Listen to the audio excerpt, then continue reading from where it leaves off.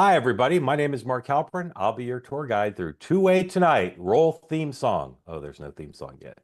All right. Well, thank you for joining. Tonight's the night when we talk about something that I've been mulling over and thinking about and writing something about, although it's not done yet. I've used this phrase before, but I'm honing the concept, which is Donald Trump's second term is the greatest mulligan of all time. The difference between this term and the first term is extraordinary.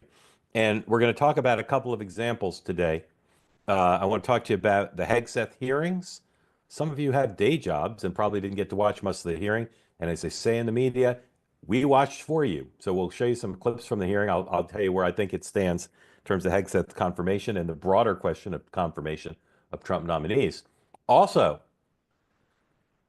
big announcement today that amongst those who will be on the dais at the on the main platform at the inauguration will be Elon Musk, Jeff Bezos, and Mark Zuckerberg.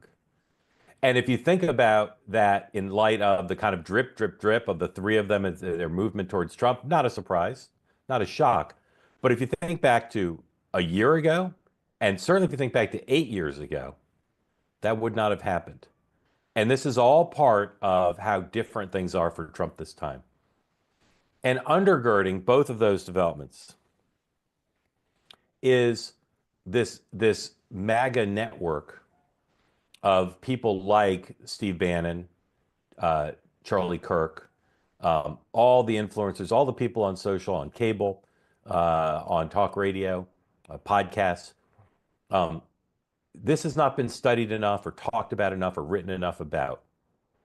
This is a digital war room of folks who kind of challenge each other to be online 24/7 in service of the Trump movement. So I'm going to talk about that. We're also going to talk about Michelle Obama announced today not attending the inauguration, just as she did not attend the Carter funeral. That fits in, I think, thematically with what we're talking about, and we'll talk about that. And then finally, autos. Big Biden administration announcement regarding electric vehicles from China. Okay, Michael Granoff, our friend, who's one of the, I'd say, the world's leading experts on the electric vehicle market, electric cars, is going to join us to talk about what that means, why it's so significant, why they did it, and the future of the question of electric cars. And of course, we want your questions and comments. And if you've never raised your hand before and participated in Two-Way directly here on the platform, tonight, please raise your hand. Talk to us about the greatest mulligan of all time. And if you're watching on thing we call YouTube or the thing we call X, you can't raise your hand, but you can certainly participate in the chat. If you do, as always, just don't write stuff in there that you wouldn't say to my face if you met me on the street corner. We want everybody to engage with the spirit of peace, love, and understanding, which comes, for those of you who don't know, from a song by Elvis Costello, the title of which is What's So Funny About Peace, Love, and Understanding? Either the What's So Funny or the Peace, Love, or Understanding, I can't never remember which, is in parentheses. Very similar to Don't Stop Thinking About Tomorrow. Noah, is that song called Don't Stop, or is it called Thinking About Tomorrow? I think it's It's the called whole Don't thing. Stop I think no, I think it's called Don't Stop parentheses Thinking About Tomorrow. And I think The the Elvis Clinton Costello, song. yeah, the Fleetwood Mac song. And I think What's So Funny About Peace, Love, and Understanding, I think there's parentheses in there, but I don't know. Someone will put it in the chat, I'm certain. All right. So at the Pete Hegseth hearings today, the conventional wisdom, which I believe in this case is true, is that Democrats did not, quote unquote, lay a glove on him. Okay. Now, I am a longtime student of congressional hearings. The performance of the side that's trying to do something, that's trying to change the dynamic, that can be the minority party sometimes, it can be the majority party. It normally is horrendous. It's a very strange thing because members of Congress, some of them are not that bright, but in the main, they're not stupid people. And it's pretty clear you don't need to be a genius to sort of understand the metrics of success. And yet, with very few exceptions, in the higher the profile of the hearing, the worse job the politicians do. It's just nuts how bad they are. And you saw that in the Benghazi hearing that the Republicans did with Hillary Clinton. You saw it in the Biden impeachment hearings. But Democrats too, they're just not that good. Back early in my career, there were two Democratic members of Congress who were studs at hearings. They understood, a lot of it's performance, but it's also substantive. It's also wargaming out, what is the witness going to say? How do you get the press to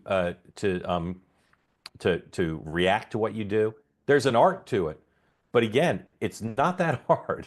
It really isn't. And yet, time after time, they fail. And so I was texting with Sean and Dan all day about the hearings, and they were very down on the Democrats' performance. They both thought the Democrats did horribly. The reality is, I feel quite confident in saying this, they did quite well compared to the norm in terms of having a strategy and executing it. I'll talk about that in a second. They did quite well, but they didn't do nearly good enough to do what they needed to do. The metric of success was to get the press coverage to say Hegseth was rattled. He's defensive on a range of issues because again, there's a dozen things they went after, and to have some of the Republicans who have doubts about Hegseth to say, "Whoa, like this guy was not prepared to deal with this. There's clearly issues here." This morning, that he could go down because there are doubts about him, and I know that. And again, I hear that from his own people. But his chances now being confirmed are quite high, and the vote could happen sooner than Monday, which is, I believe, when it was originally scheduled. But there are still possible that there are four Republican senators, despite Hegseth's strong performance today, who might vote no. So the conventional Republicans are doing a victory lap. It's done. Not only is Hegseth going to get confirmed, but on this momentum, back of the momentum of this, everybody's going to get confirmed. That's, I think, the base case after today. But I don't think it's a sure thing. Again, it's a little bit maybe cognitive dissonance. How can I say the Democrats did better than average, and I'd say substantially better than average, and it'd still be a failure? Number one, because they didn't do good enough, which I'll talk about well enough. And number two, Hegseth was great. We saw this nomination get off to a slow start.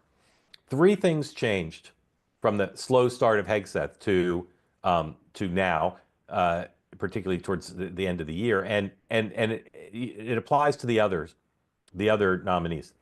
One is the team got put in place, right? You need a Sherpa, you need a comms person, you need somebody like Senator Norman Coleman, former senator from Minnesota, who was one of the people who presented him today. You need that team up and running, and you need them, meeting regularly and doing what they need to do. Two, this outside team. And again, this is, I think, one of the most significant things going on in American politics today, and somebody needs to study it in a rigorous way. This group of folks who communicate with each other, with the Team Trump, with allies on the Hill, with interest groups.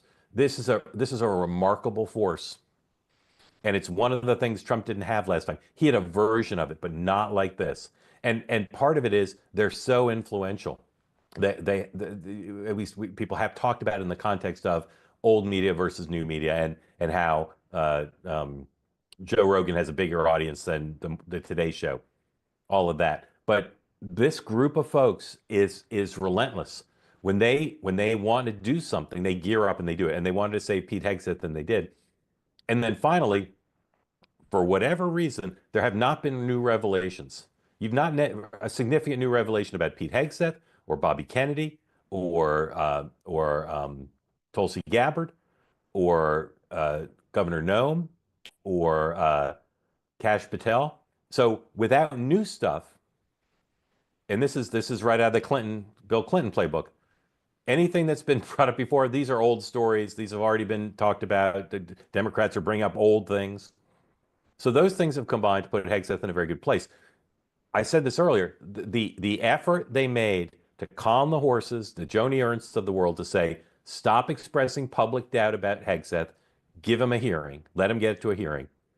They all deserve raises because they got him a hearing. And then today, this will be studied. This should be studied too. He was great. He did not get rattled. He knew how to answer tough questions without producing sound bites. And again, I've not heard too many people talk about this, but you want to be responsive enough so your failure to be responsive is not a story, although he failed to respond to a lot of questions. But you want to answer in a way that doesn't produce a sound bite. So, did you rob the Wells Fargo bank? You don't want to say, I did not rob the Wells Fargo bank. You don't want that soundbite. You want to say, Senator, they faced a lot of false allegations, right? That's what you want to say. So he was very well prepared, and they're not doing a victory lap on that fully yet, but I think you'll eventually hear about how they prepared him. The flaw in the Democrats, they basically said every member is going to ask about a different thing because there's so many things they want to talk about. The personal allegations against him, the sexual assault, drinking, management, allegations of of mismanagement of the organizations he ran, questions about the fact that he's never had more than 100 employees. Now he's going to have 3 million, all this stuff, right? And we'll run through some clips of that. The problem for the Democrats is they never made him look like he wasn't answering the question aggressively. They never made him seem rattled. And they packed the room.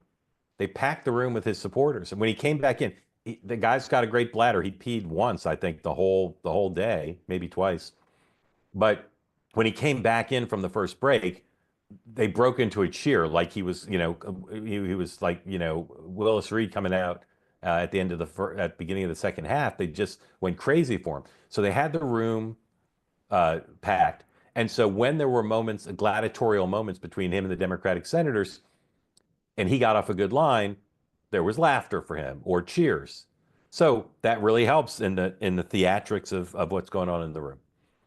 And the Democrats, again, you'll see it. They had lines of attack. We know the guy has a lot of vulnerabilities, but he stayed relentlessly on message, just again and again talking about the troops. They never pinned him down. So he's flip-flopped a lot of positions, a la Kamala Harris 2024, right? He used to be against women serving in combat. Now he's for it. He used to be against gays in the military. Now he's for it, right? And so they never pinned him down to say, I mean, they tried. They said, which is the truth? What caused this conversion? Never pinned him down. Okay. So I'm going to show you the most significant thing of the day first. The only exchange between Pete Hegseth and the senators, which is a Republican. Joni Ernst is really the only Republican on the committee who has expressed a lot of questions about him.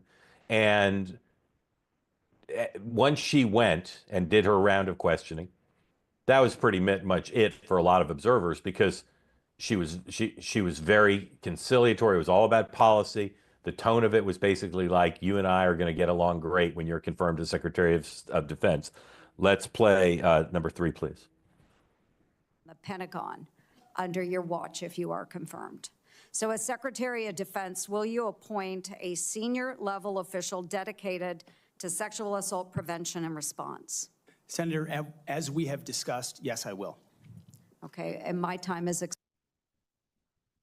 That was the tone of her whole exchange. The other big thing that happened on the Republican side was the chairman was extremely favorable to the witness, not just in terms of, the nominee, not just in terms of welcoming him in, but the Democrats wanted additional rounds of questions. Sometimes when we've had secretaries of defense nominees, there have been 3 rounds of questions. So if a senator wants to ask 3 rounds, they can. Sometimes we've only had 1 round. And the chairman basically said, we're going with the 1-round precedent. And multiple Democrats asked for multiple rounds, and they never got them. And the chairman just said, nope, this is the way we're doing it. So he's going to be confirmed. Almost certainly it appears he's going to be confirmed by the committee. And then the question is, does he lose 4 Republicans on the floor? And we'll talk here in a bit about how that's still possible. But let me show you some of the exchanges he had with Democrats. The first one is probably the most controversial of the day, and I'm just going to show you 30 seconds of it. This went on for quite some time. Tim Kaine, senator from Virginia, honed in on the reality that that regarding the events around the incident in the hotel in California where he was accused of sexual assault and then settled. The circumstances of that is at the time of the event where he says he had consensual sex with the woman, he had just had a relationship with his 3rd wife, and was getting divorced from his 2nd wife. So watch the exchange, and then I'll talk a bit about it on the back end. Number 4, please. Completely cleared. Can you so casually cheat on a 2nd wife and cheat on the mother of a child that had been born 2 months before, and you tell us you were completely cleared. How is Senator- that a complete clear? Senator, her child's name is Gwendolyn Hope Hegseth, and she's a child of God, and she's 7 years old. And she I'm was, glad and she's here. you cheated on the mother of that child less than 2 months after that daughter was born, didn't you? Those were false charges. Well, It no, was fully investigated, and I was completely cleared. And He never engaged on the essence of what Kane was talking about. Kane was saying, at the time this occurred, you had, by your own account, you had consensual sex with a woman, having had a child out of wedlock with your third wife, who you were now cheating on with this woman, having cheated on your second wife with your third wife. Okay, he never engaged on it. One, he just got to say what he did. He played the card of his 7-year-old daughter and said she's a human being, and he just said I was cleared of the allegations of sexual assault. True. He just went to those places. The Kane exchange was extremely personal, and you don't see that very often. And rather than, and Kane just wasn't very skillful doing it. So he came off as being, for the Republican ears and for some independent ears, came off as very, very personal and intrusive. Okay. Now, Elizabeth Warren's concern. Hegseth has said, and in the abstract, if you're sitting in the room wargaming it out, we're gonna do damage to him in the hearing. Elizabeth Warren said, well, he's come out as a kind of a populist thing to say generals shouldn't be able to leave active duty and go lobby for the defense industry, right? That's something that's got bipartisan populist appeal. And so she was very clever, thinking, well, this guy's going to want to make back all the money he's losing giving up his Fox contract. So when he leaves the Secretary of Defense job, he's going to want to go be a lobbyist for the defense industry. So here's number 5, Elizabeth Warren trying to pin him down on that. In other words, you're quite sure that every general who serves should not go directly into the defense industry for 10 years, but you're not willing to make that same pledge? I'm not a general, Senator. You'll be the one, let us just be clear, in charge of the generals. Right? So her big clever thing was she was right. She was smart. He doesn't want to rule out going to cash in after he's defense secretary. She's right. It's no better to do it as defense secretary. In fact, in some ways worse than to do it as a general. But he doesn't want to take it up the table, but then he makes a joke. I'm not a general because the room is packed with his supporters. They laugh on cue. He doesn't lose the exchange, even though there's merit to what she said. But she loses the exchange because he answered in a clever way and he had the audience. All right, another heated exchange. Number 6, Tammy Duckworth, senator from Illinois. And you'll see her very aggressively questioning him, but he stays calm and she kind of loses her cool. And again, this is just hearings 101, trying to rattle the witness and getting rattled yourself is usually not a winning formula. Number 6, please. Have you led an audit of any organization? Yes or no? I don't want a long answer. Yes or no? Have you led an audit of any organization of which you were in charge? Senator, in both of the organizations I ran, we were always completely fiscally responsible. Yes or no? Did you lead an audit? And the way yes or no? Did you lead an audit? Stated, yes or no? What are you afraid of? You can't answer this question. Yes or no? Did you lead an audit? Do you not know this answer?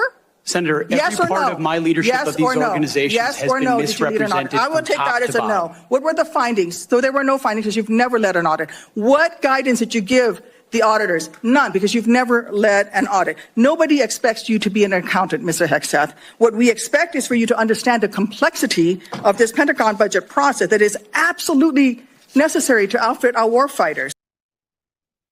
Okay, so no Republican senator is going to say, I'm going to vote against Hegseth because of that. In fact, just the opposite. And another thing he did that's from Witness 101 is they have limited time. So if they try clever things like just say yes or no, or, I only want you to focus on this one area, he doesn't have to do that. And he can eat up a lot of their time by giving long, slow answers that are semi on point, but aren't really responsive. And they can either interrupt him or they could sit there and let him chew up a lot of their time. Again, he was very well prepared. Didn't get rattled. didn't filibuster so obviously that they could call him on it, and they're just desperate watching the clock, thinking I gotta interrupt him. All right, one more, which is Mark Kelly of Arizona, number 7, please. You say you've had personal issues in your past, yet when asked about those very issues, you blame an anonymous smear campaign, even when many of these claims are not anonymous. Which is it? Have you overcome personal issues, or are you the target of a smear campaign? It can't be both.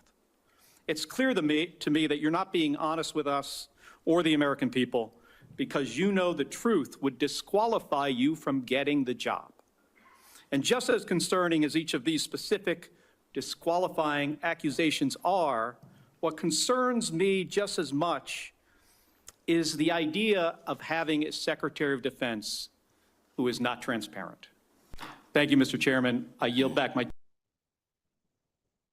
So again, the Democrats sitting around said correctly, just as Elizabeth Warren was correct. Sometimes, in face of some of these allegations, he says this is a negative smear campaign, anonymous smear campaign.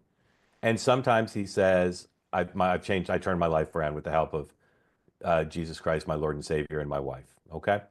It can be both because he'll use both situationally, depending on which he needs. And Mark Kelly went through a bunch of accusations. I think another senator did too. You know, you were drunk at this party. You did this. You did that. You know, do you deny it? And he would say that was a false. That was a false smear or a negative smear. I forget what she said. It's very Clinton-esque. You don't deny it because maybe someone comes forward with compelling evidence. You just say it was a smear because in some ways, even if it's true, it's a smear. He did great. He really did. And I'll just say finally, number 9, please. Senator Curtis of Utah. Okay, he replaced Mitt Romney. He's a bit of a wild card on many of the Trump nominees, and he spoke this morning during the hearings at an event Politico did, and he said regarding Tulsi Gabbard and Hegseth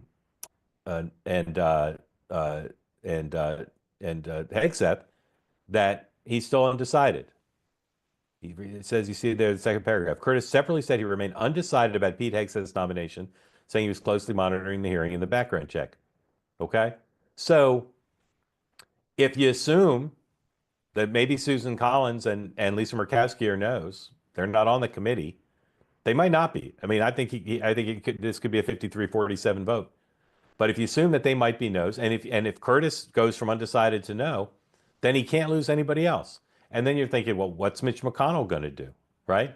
So as well as it went for him today, as much as the team helping him deserves a promotion and a raise and a lot of huzzas and a template for the other embattled or potentially embattled nominees, I just think until we hear 50 votes, you can't be sure.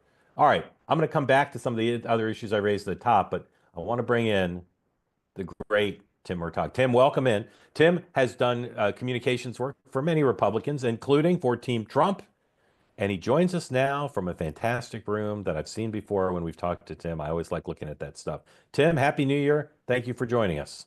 Happy New Year to you, Mark. That was a good, really fascinating opening monologue there. A good recap of that hearing, I would say. So what will Team Trump and Team Hegseth be saying tonight, besides, you know, congratulating each other and a job well done? How will they see the next phase of this? I think they certainly aren't going to be, pointing to the scoreboard and claiming victory here. Maybe they regard this as halftime. I think Pete Hegseth did very, very, very well in his hearing today, and I think he accomplished exactly what they set out. One, the Democrats didn't really manage to lay a glove on him. They certainly didn't draw blood, and he got through it very calmly. I think he sounded like a guy who knows the job and is qualified for the job. But I think that they know that today was really only the first part of the equation, and there might still have to be some charm campaign that goes on behind the scenes, but the hearing today was a really good first step that I believe will propel him to confirmation. He's got to get through this committee vote and then, of course, a floor vote. But I think that they'll be very, very pleased with what happened today. They know the game is not won just yet, but boy, it was really a great first half for them today. So we know two things about Donald Trump when it comes to personnel, staff, nominees who are in trouble. One is he likes people from central casting, and the other he likes people who win gladiatorial moments. So Donald Trump's view of things. How would he view, do you think, how Hegseth did today? Well, I think he would view it very favorably. I mean, sometimes you can win gladiator contests in a variety of different ways. And I think that Pete Hegseth won his today by being well informed, having a good grasp of the issues. He obviously had anticipated all the attacks that were going to come his way. And he kept his cool, which, as you've just pointed out, certain members of the committee did not. So I think that last the Tammy Duckworth bite you played there, she was plainly livid with him, and she really did sort of lose it there at the end when she was yelling at him. I think what happened here is this is really, for these Democrat senators, this is the first time that they've ever really had to come face to face with the embodiment of the fact that Donald Trump won the election. And they've never really had to engage anyone from Trump world in a setting like this after Trump's victory. And I think they're still not over it. I think they're still struggling with it. And I think you saw some of that underlying anger still out there today. And I know you've talked about, and some of Dan Turrentine, I think, has mentioned that he thought the Democrats overplayed their hand and actually did themselves some damage today because it gave fence-sitting Republicans a reason to stand by the president's nominees because of how unhinged and over the top the Democrats were being today. And I really think this whole committee process, this whole committee hearing today, not just because of Pete Hegseth's performance, but also because of the Democrat senator's performance, this moved him a long way down the track toward confirmation today. So we expect Senator Rubio to be confirmed on the 20th. That's the hope and expectation, and national security is a great card to play to say the president needs his team in place. I think now the base case is the most likely outcome here is that Hegseth could be confirmed on the 20th as well. What does this team do about the senators who have yet to declare? What do they do about the Senator Curtis? What do they do about Murkowski and Collins and McConnell? Do they work them now? How does that happen? I have not, Mark. I did the 2024 campaign, and I was a senior advisor on that and worked on 2020. Since the election happened, I am not part of the transition. Yeah. I haven't been involved in any of these briefings, so this is all speculation on my Yeah. part. I want to say that right up front. Yes, sir. I would think that there's no reason not to have those communications starting right now. The hearing is fresh. He did very well in that hearing. Why not go to these fence-sitting Republican senators, if they are indeed fence-sitting Republican senators, and reach out and touch them now? I think Pete Hegseth really did himself a lot of, and I know Pete a little bit, fairly well, from dealing with Fox and all that in his role at Fox and Friends.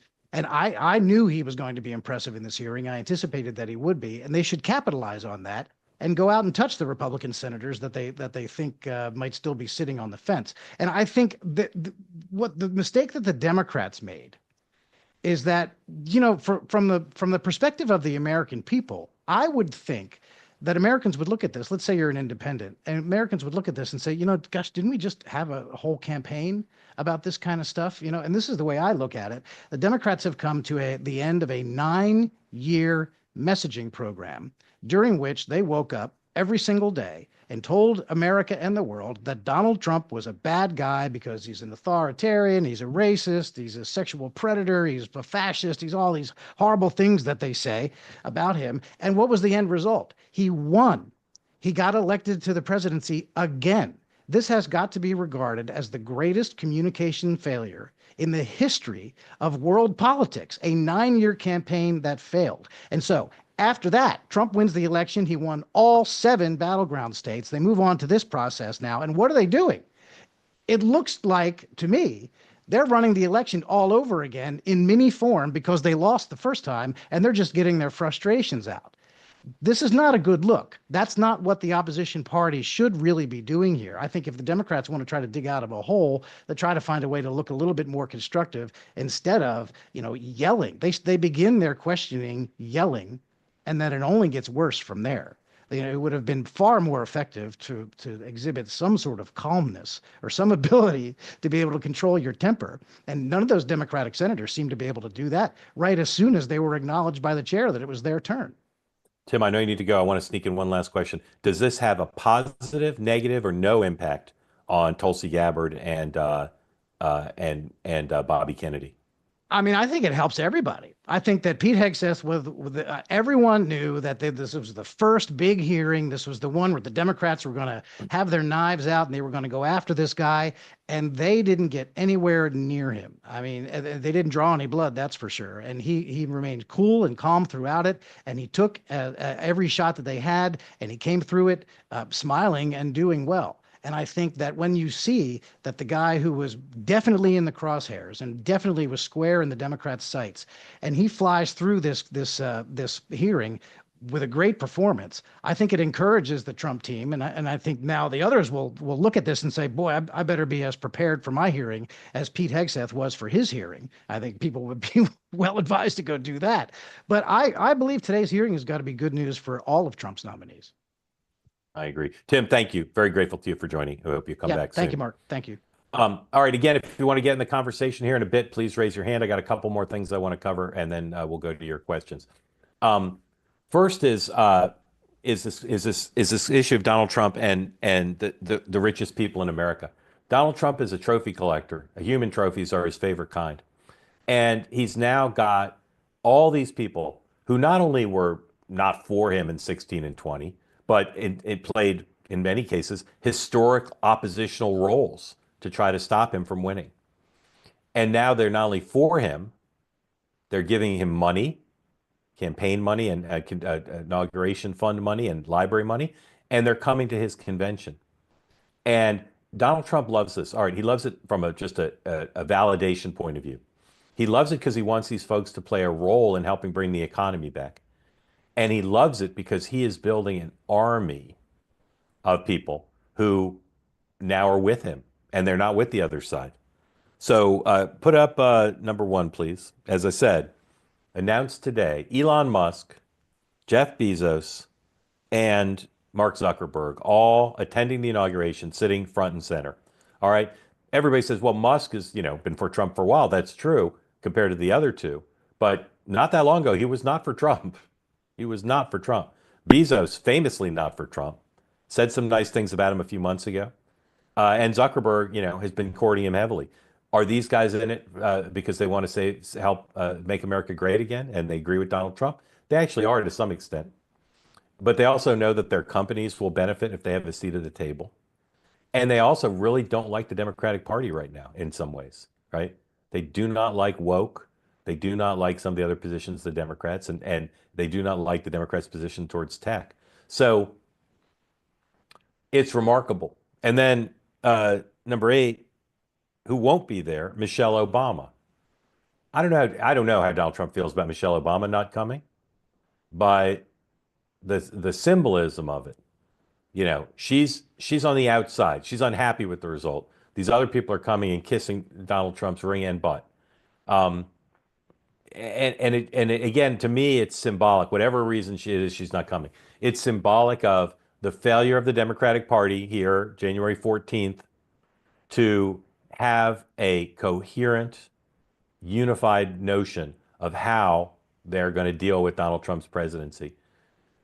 I'm not saying he's going to get everything he wants, but if you look at this network of supporters that I've talked about, folks with successful podcasts, successful on social media, successful at political organizing. Again, Charlie Kirk is kind of a representative of this. He's this hybrid.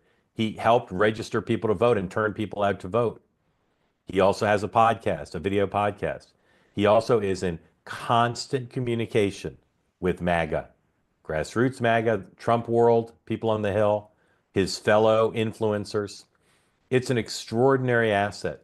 And as much as Trump had used Facebook in 16, he had a digital army of sorts in 20. This is different. This is a very sophisticated group of people. And again, they compete to be online. They compete to be up at all hours. And like some of them are on the West Coast or in Arizona. So they're on Pacific time to some extent. That means the people on the West and the East Coast have to stay up late because you got to be communicating with those folks. And then they got to get up early. There's no Democratic analog for this. There's lots of groups in the Democratic Party. They control dominant media. They have assets, but they don't have this. And this digital war room, which again was a big part of salvaging Hegseth and propelling him into today, is a big advantage. It's a big advantage. Now I'll be curious to see, particularly at this point, Curtis of Utah, Murkowski of Alaska, Collins of Maine. I'll be curious to see if they come out for Hegseth soon. Because don't take for granted that they're going to be yeses, and there could be a fourth no. But there's a lot of happiness in Trump world tonight about how this is going, and as Tim suggested, I think it as a template and as a sense of momentum and as a kind of a assumption amongst the Republican conference in the Senate, we're just going to get all Trump's nominees confirmed now, is a big boost for them today, very big boost. All right, I want to talk about one other issue, and that is autos. Did Joni Ernst announce she's a yes, Noah? I see that in my inbox here. Did you look around? Hang on. Thank you. All right. Meanwhile, Sam, if you could put up number 2, please. So probably I doubt there's anybody on here who drives an electric car made in China. I doubt any of you do. If somebody does, please raise your hand. I'd like to hear about it. But today, the Biden administration, as you see here from this headline from Bloomberg, toughens China curbs with AI order smart car tech ban. Okay? And you can put up another headline from Reuters. Biden administration finalizes U.S. crackdown on Chinese vehicles. So again, doesn't get a lot of coverage, but there's a global war. Well, there are many global wars between the U.S. and China on multiple fronts, right? One of the wars is who's going to own the electric car market, okay? Who's going to own that? China's the biggest competitor for us in that area. And to explain the current state of the world market and why what Joe Biden did today is significant and what Donald Trump might do on these issues is our friend, two-way friend, Michael Granoff, my friend, who lives in Israel. And Michael, explain to people from where you get your expertise on the issue of electric cars. Well, it's ironic, Mark, because 20 years ago, I lived in New York, and following 9/11, I took an interest in the issue of energy security because I saw the impact that energy policy had on national security policy. And that was, of course, around oil. And now we find ourselves in a very different situation, which I think actually is even more precarious for future of U.S. industry. And I thought it was interesting what Tim said in a totally different conversation that you just had, which was that he saw Democrats today coming face to face with the embodiment of the Trump win, because here they are, talking to a nominee of Trump's who next week could be a cabinet member. In a similar way, I think Americans have not at all come face to face with the fact that China is the 800-pound gorilla in the global automotive industry now. And because I live in Israel, I have kind of a different day-to-day view of this. I have a billboard outside of my office in Tel Aviv, and I'd say once a month it rotates with a new brand of Chinese electric car they never heard of before. And a few days later, I'm walking the dog, and there's one on my block. And that's the experience we all have in Israel. 3 years ago, there were no Chinese EVs. Now it's approaching 1 out of every 2 new cars sold, including, I have to say, my partner in my venture capital fund that invests in automotive technology, who said, it's just the value for the money is too good, and the car works great. I'll just give you one note, which is BYD, which is a company people may have heard of that Warren Buffett invested in a long time ago. It started out as a battery company and now makes cars as well. So they 4 years ago sold 400,000 cars in 2020. In 2024, they sold over 4 million cars, and they will sell close to 6 million cars this year. Just to put that in perspective, that's a lot more than Ford, Tesla, and at the rate that they're going, they'll be the largest car maker in the world in just a few years. And that's just one company. There are actually dozens. Chery is another one, Geely, and many more. Now, there are 2 major policy issues around. Wait, Michael, hold on 1 second. Sorry to interrupt you, Mike. First of all, conservative media is reporting that Joni Ernst is supporting Pete Hegseth, which, if true, doesn't guarantee he'll be nominated, he'll be confirmed, but almost certainly would mean that we're looking for confirmation from her office or someone else. So stand by, Michael. Trump War Room official is saying she's a yes. Okay, that'd be a huge deal, obviously. Michael, before you go to the policy stuff, I just want to, I'm pretty sure you know these facts. I just want to lay them down. How many electric cars are on the road in the world right now? It's I don't know exactly what I that mean, roughly. number is. It's probably there are about 20 million cars sold in the U.S. every year, and the Yeah. U.S. is at about a 10% rate now. Okay. China So is much higher. China yeah, is now over half, and Europe is in the middle. right. So who are the players in manufacturing electric vehicles besides the U.S. and China? Uh, well, the Koreans manufacture a lot, and the Yeah. Germans, the regular old school automakers Yeah. obviously moved up the EV ladder, but nobody has moved anywhere close as much as China has. And they actually have done this as a deliberate plan beginning more than 15 years ago, really at the beginning, at the time of the great financial crisis, as Obama came in. Was exactly the moment when it became clear that China had a deliberate national strategy to leapfrog the global automotive industry, and I think they really have succeeded beyond even their wildest expectations. Although, as I said, it's not apparent to most Americans just because we don't see the cars on the road here, and Right. that's for two reasons, which is brings us to the policy question. Yep. Well, so are there Chinese electric vehicles in the United States today? So there are, but most people wouldn't know that they're Chinese. Like, for example, Volvo is now owned by Geely, which is a Chinese maker, and also their sister company Polestar, that's an all-electric company, that's the same. But there are not, brands that people are unfamiliar with, as is the case in Israel, throughout Mexico, Right. Latin America, and to some degree already in Europe. Right. And they're China, are they all made in China, the Chinese electric vehicles, or are they made in other places? Today, they're all made in China, although BYD is now talking about building factories in Mexico, which brings up a whole range of issues around Yeah. tariffs and U.S. And the free trade agreement and all of that. It's also, I think most people would be surprised to know that more than half the Teslas in the world are made in China. The Teslas that come into Israel are out of the factory in China. And obviously, all the ones that are in the Chinese domestic market and some of the ones in Europe as well, although they're now standing up a factory in Germany. Right. All right. I'm going to ask you one more question, and then I want you to take it where you were going to on these policy questions.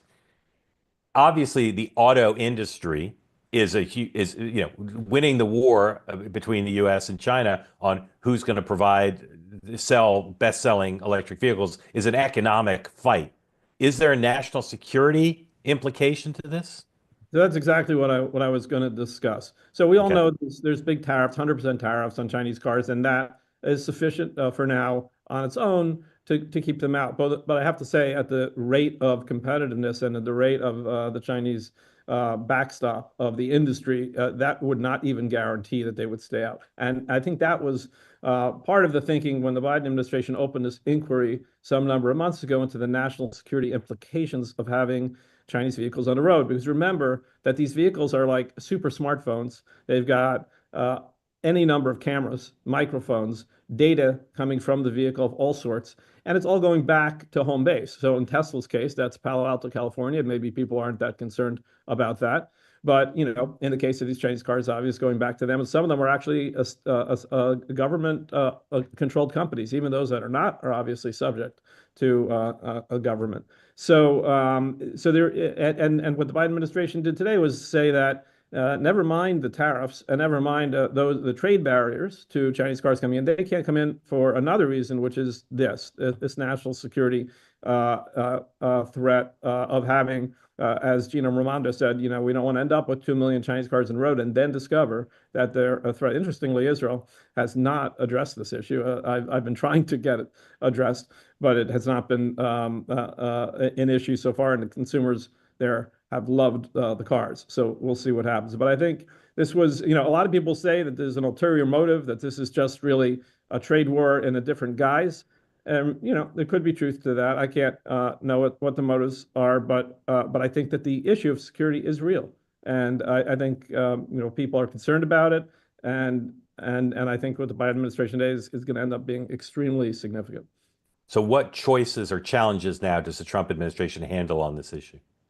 Well, I think, just as when the Biden administration came in, the policy that probably changed least was around China. Didn't remove any of the tariffs, didn't really change the national security posture towards China. And I think, again, as the Trump administration comes in, they are not going to undo this.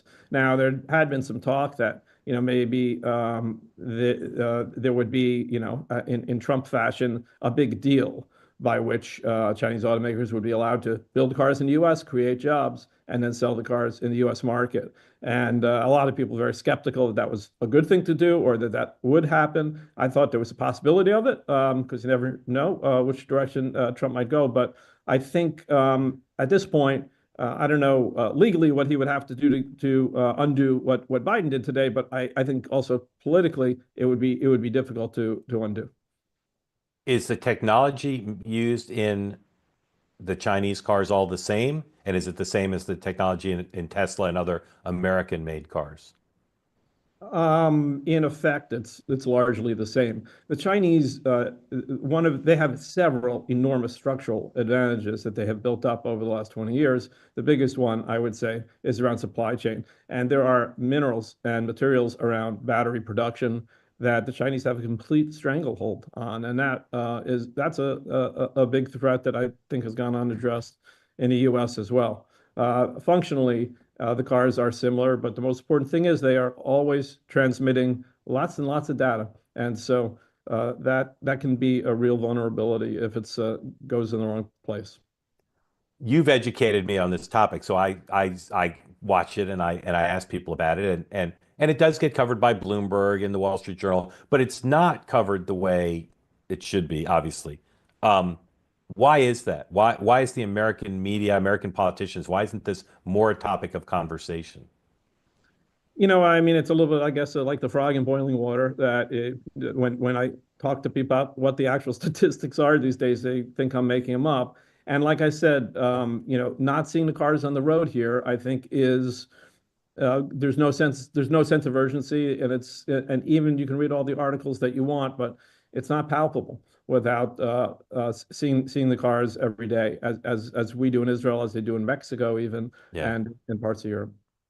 Just to emphasize this point, are the Chinese selling the cars for less than they could to capture market share? Is that part of their success? It's a complicated question, and a lot of it goes back to the way that they have locked up the supply chain. The government has also encouraged the production capacity well in excess of what is needed in the Chinese market, and therefore really forced their car companies to begin to export, as they've done in astonishing numbers over the last few years, and continuing to grow at those astonishing rates. Right. All right. Michael, can you stay with us while we take questions? Because I think people may have questions about this. I think NBC News. Get more questions than Chinese cars. Well, we'll see. We'll see. NBC News has confirmed. I got quotes from Joni Ernst. Quote, he, meaning Hegseth, was adequately able to answer my questions. I am breaking news. So yes, I will be supporting President Trump's pick for Secretary of Defense Pete Hegseth. Again, from a pure political execution point of view, that's a remarkable and significant accomplishment. Could he still lose others? I really do think that Lisa Murkowski and Susan Collins may well be swayed by the support of Joni Ernst, who's on the committee and is a veteran. So remarkable, because remember, this nomination was dead enough that Donald Trump was talking to Ron DeSantis about taking the job, and now Pete Hegseth appears to be well positioned to be confirmed. All right, let's take your questions. Again, if you don't have your hand up, if you want to ask about Hegseth or the billionaires who will be at the inauguration, Michelle Obama, or Chinese e-vehicles, please raise your hand and let's go, as we say, to the phones. Professor Kenny, welcome in. Tell folks what is on. Oops, hit the wrong button there. Tell folks where you are and what is on your mind. Hi, Mark. Thanks for having me on. I'm in Clearwater, Florida now, but I'm from Brooklyn, New York. I go back and forth. What I wanted to bring up is Trump's restraint during this whole process lately. Back in 2016, he would he would constantly throw out all of these barbs and stuff that would kind of get him in trouble, or people say, "Oh, this guy's crazy. Look what he's saying," and he's just letting the process take take its uh, take its rightful path. And what I think is wonderful about it is that it shows a maturity, it shows the confidence. I think Trump 2.0 is definitely on a so much better path than Trump 1.0. And I think with today's hearing with Hegseth, I really think the path is cleared for all his nominees to get through. I don't see, and this will be my question, I don't see the value in any Republican going against his nominees, because there's really Republicans versus Democrats. If you really, why would you give the Democrats any kind of victory? So Yeah. my question would be, do we really think that, especially after today, do we really think there's a chance of some of his nominees not getting through? I just don't see it. I think it's less likely. Remember, probably the two most remaining endangered ones are Democrats, right? They're Kennedy and Gabbard. And so they're vulnerable, not just symbolically because they're Democrats or were Democrats, but because she's not anymore. I don't know what he is. But they have policy positions that are assailable from the right. Yeah. And so potentially they could lose votes, but I think as Tim said, I think the momentum and the template are going to be pretty powerful. And I think again, the base case has to be that everybody's going to be confirmed now at this point, and maybe quite quickly. The chairman today for this important job, they certainly did not cover every topic that, in a civics class you'd say you'd want to talk to the Secretary of Defense nominee about, but it doesn't seem to matter. And he certainly has, 45 votes right now, and maybe 46. So he's in pretty good shape. I think Wicker did a great job in moving the hearing forward. He did. And one last thing, I'm going sir. to your DC from Brooklyn. I'm going to come down that weekend. I got VIP tickets. I look forward to seeing everyone. Fabulous. We appreciate Thank that. you. We'll remind people we got an event coming up. I'll tell you about later in the program. But thank you, Professor, for joining. We look forward to seeing you at the event, and thank you for the question. Michael, you're right. That wasn't about cars, but I bet David Z is going to ask you about cars. David, welcome in. Also Brooklyn in the house for real. Welcome in. Unmute. Sorry, I have no questions on electric vehicles. All right, Michael, stand by. We're going to get one for you. Thank you for joining. Happy New Year. What's on your mind, sir? I have a small correction for you. Yes, sir. Peace, Love, and Understanding, the song. Yes, yeah. Elvis Costello. The words. Nick Lowe wrote the song. And yes, first that's true. recorded it. So, that's true. That's true. I think of it as an Elvis Costello song, but you're right. Nick Lowe was in a band called Rockpile. Who was the other principal? Dave Edmonds. Dave Edmonds. Yeah. All right, David, what's on your mind? Excellent archaeology. Or you just wanted to come in with the correction? Yes. Is that it? Is that all you wanted? I could spend a lot of time going back, beating a dead horse and talking about this horrific dumpster fire of a Democratic campaign that we just had, that we saw. And the fact that no one has yet stepped up on the Democratic side to talk about just how horrendous the candidate, the message, and everything about it was. Yeah. No, we've seen the results, so we know that it didn't work. And I think the fact that Michelle apparently is not reconciled, but that Barack has realized, that the game is up and that the whole ploy of demonizing Trump didn't work, tells you something. I mean, they're both intelligent people. One of them is obviously still bitter, and the other, he sees the play. Certainly, from public appearances, that's a reasonable interpretation. But I'll just note we don't really know. We don't really know. She might have a bar mitzvah that day. We're just doing amateur psychology. Yeah. But the fact that she's missing two events, kind of indicates that there's something. There's a pattern. There's a pattern. Anyway. David, thank you for that. Appreciate it. Come back regularly. I'm going to go to Jeffrey because I'm sure Jeffrey's got a question about Chinese vehicles. Jeffrey, welcome in. What is your question about Chinese electric vehicles? Exactly. You hit perfect segue. Jeffrey, where Michael, are you? What's on your mind, sir? Okay, I'm in Columbia, Maryland. The question is about Chinese cars. And I've been in Israel multiple times. I was there a few months ago.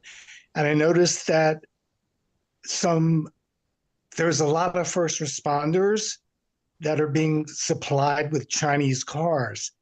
So with the data dump now, these first responders are getting calls in the middle of the night, and someone in China is sitting there knowing where all these first responders are going.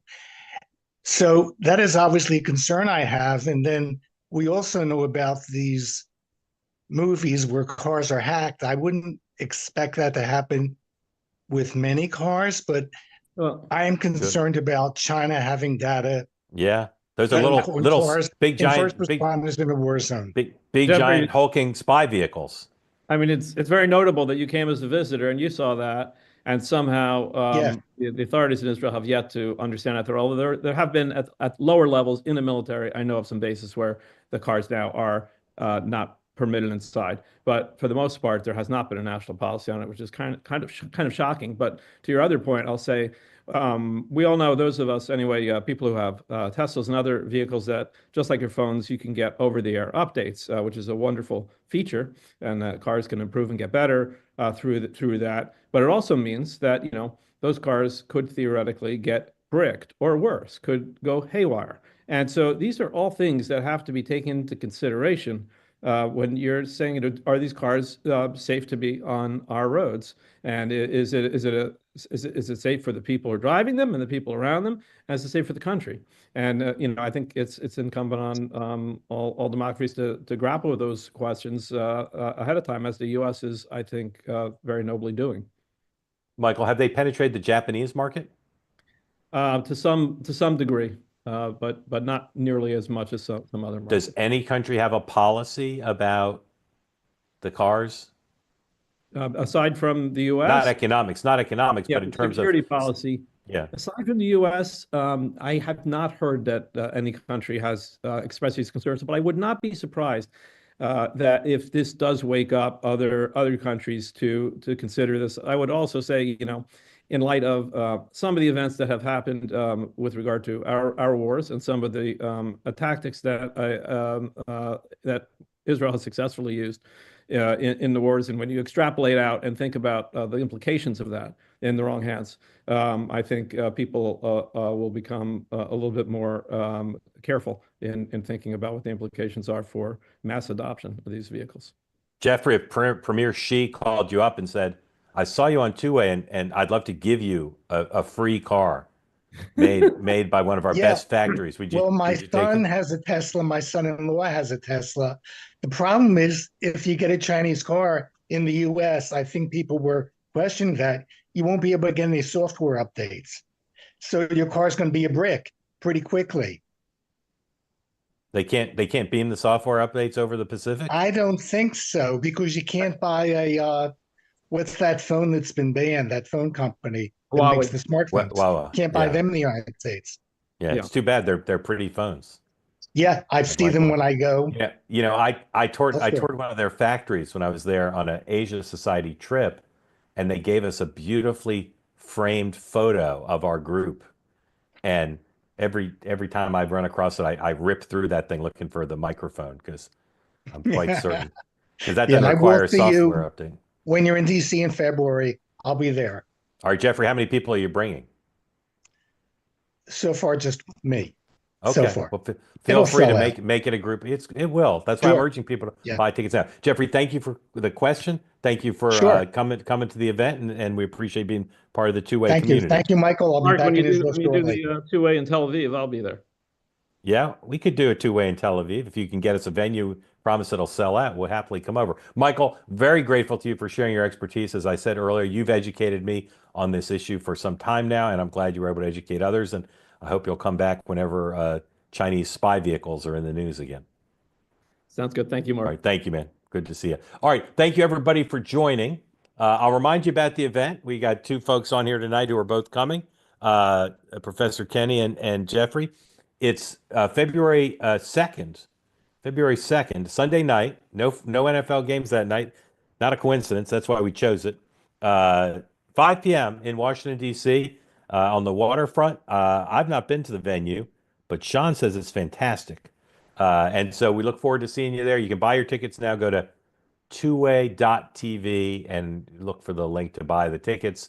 There are VIP tickets. There are regular tickets. We will sell out. Pretty confident based on the brisk sales so far. So if you want to go, please get your tickets now. I can't guarantee there's going to be an overflow room. So thank you for that. 9 a.m. tomorrow, Dan and I will be eating crow for breakfast because of our skepticism that the Hegseth nomination was on the right path. And Sean will be there serving the crow. So join us at 9 a.m. tomorrow. And then tomorrow night, I'll be back at this same time, maybe talking about electric vehicles again. You never know. We'll see what's in the news. But there are a lot of confirmation hearings tomorrow, a bunch of them. So we'll look at that and see the trajectory there. Very grateful, as always, for you being part of the two-way community. And I'll see you in 10 hours or so, or maybe that's 14 hours. Yes, 14 hours here on the two-way network. Thank you. Have a great evening. Good night.